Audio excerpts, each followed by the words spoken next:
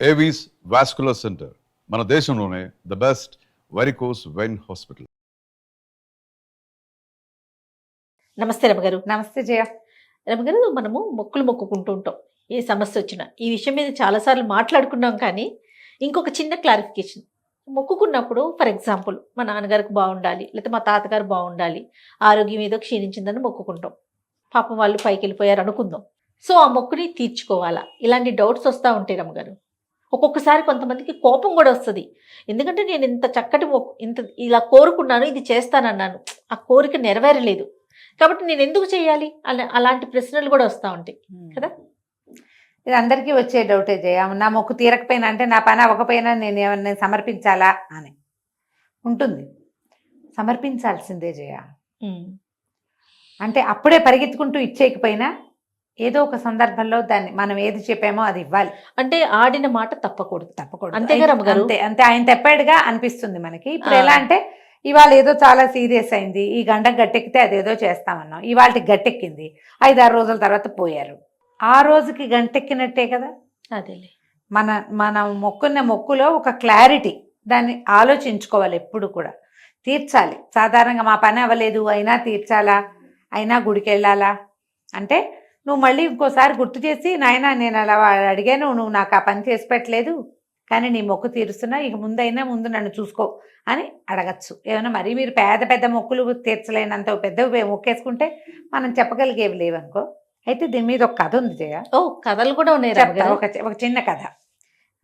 బెహరా సుబ్బారావు గారని మనం బాగా ముందు తరం రైటర్, తెలుగువారే.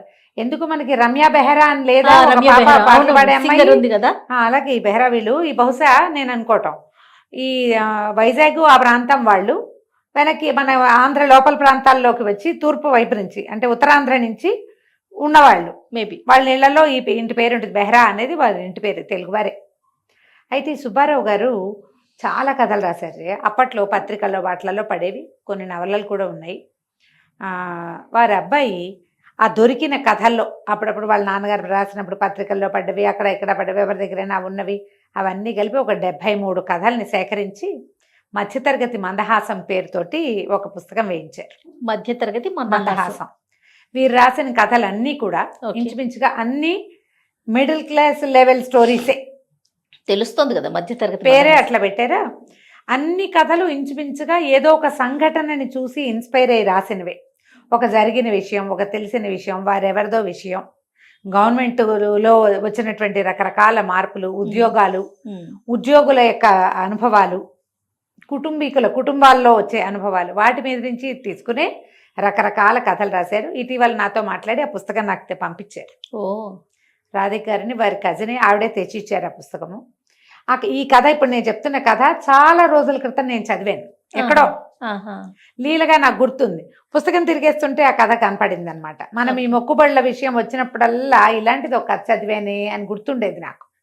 టక్కిన ఆ కథ కనిపించేసరికి ఆ కథ చెప్తామనిపించింది. తప్పకుండా. వారు మీకు ఏది వీలైతే అది చెప్పమన్నారు. ఈ కథలు కూడా అంటే సాంఘికమైనవి, మన జీవితంలో నుంచి తీసుకున్న కథలే. సందర్భానుసారం ఎన్ని కుదిరితే అట్లా చెప్పుకుందాం, మీ ఇష్టం చెప్పండి అన్నారు.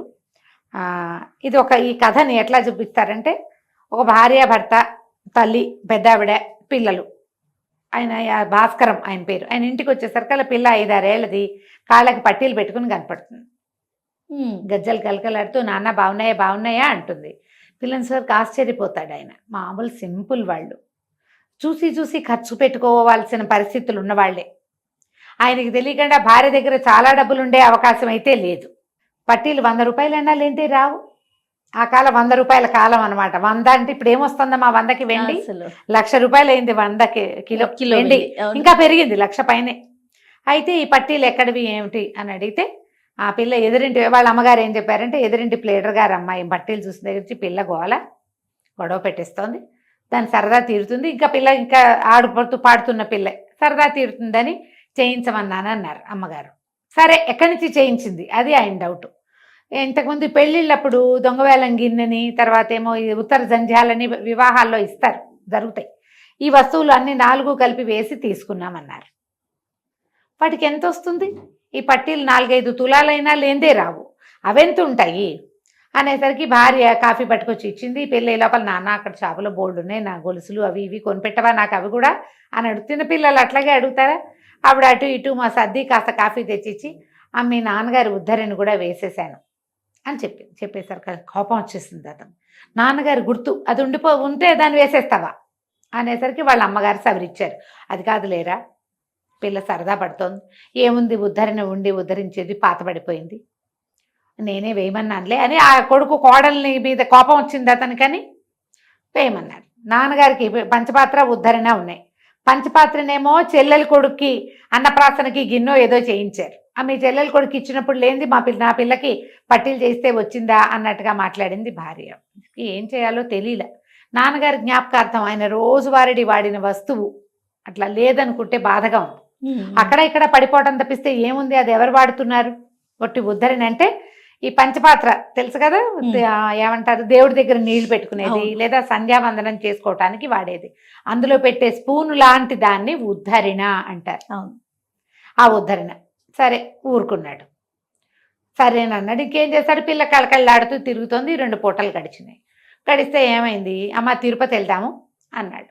తిరుపతి ప్రయాణం పెట్టుకున్నాను, కన్యాకుమారి దాకా టికెట్లు కొన్నాను, వెళ్దామని ప్రపోజ్ చేశాడు. ఆవిడేమంది, సరే నాన్న వెళ్ళిరండి, నన్ను చిన్న కోడలు లేవలేకుండా ఉందిట, వెళ్ళేటప్పుడు నన్ను అక్కడ దింపేస్తే మీరు తిరిగి వచ్చేదాకా నేను అక్కడ ఉండి ఇంకో 10 రోజులు ఉండొస్తాను రా అంటే కొడుకు ఒప్పుకోవాలి. అట కాదమ్మా, టికెట్ నీకు కూడా పెట్టాను, నువ్వు మాతో రా, ఈ మొత్తం ప్రయాణం అంతా మాతో కలిసి వద్దు కానీ అడిగాడు. వద్దురా నాయన, బోల్డ్ ఖర్చు కదా, ఎందుకు రా, ఇంకో పెద్ద టికెట్ అంటే ఖర్చు ఎక్కువ అని ఆవిడ వద్దన్నా. కాదమ్మా, ఆఫీస్ వాళ్ళు కొంత ఇస్తారు, నా చేతి కొంతే పడుతుంది, నేను నీకు కూడా టికెట్ పెట్టాను, నువ్వు రావాలని తల్లిని బలవంత పెట్టాడు. బంగారు కొండ కాదు మరి.